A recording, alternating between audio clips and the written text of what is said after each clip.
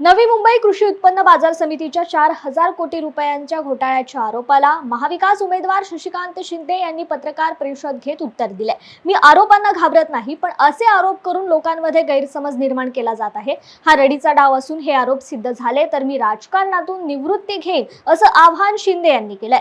तर लोकसभा निवडणूक होईपर्यंत विरोधकांनी थांबावे, त्यानंतर मला फासावर चढवायचं तर चढवा, अशा शब्दात विरोधकांना त्यांनी उत्तर दिले। शिवाय मला मिळणारे पाठबळ पाहून हे सगळे आरोप एकामागून एक केले जात आहेत, असा आरोप देखील शशिकांत शिंदे यांनी केलाय।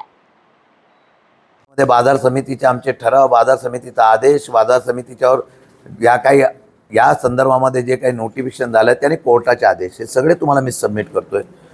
माझं सांगण्याचा हेतू आहे, उद्या त्यांनी काय करावं, सत्तेचा उपयोग करून काय करावं, हा त्यांचा लुकआउट आहे। पण मी काय घाबरण्यामधला माणूस नाही।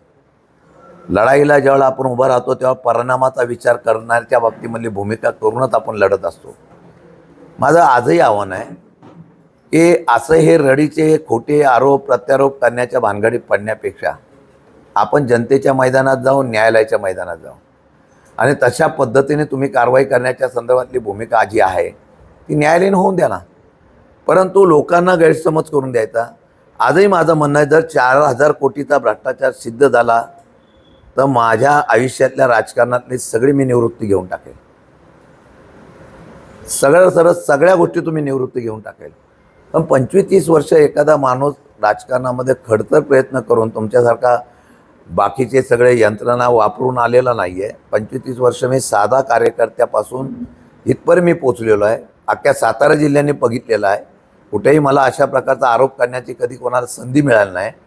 जर एखाद्याचं 25-30 वर्षाचं राजकीय कारकिर्दी कपट कारस्थाने संपवण्याचा प्रयत्न करू नये। आणि म्हणून माझं म्हणणं आहे की निवडणूक होईपर्यंत थांबूया ना। लोकसभेच्या निवडणुकीमध्ये काय निकाल होईल तो निकाल जनतेने घेऊन द्या आणि त्यामध्ये निकाल घेतल्यानंतर तुम्हाला काय कायदेशीर करा, मला फासा चढवायचा असेल तर फासा चढवण्यासाठी तुम्ही षडयंत्र करा, माझी तयारी आहे।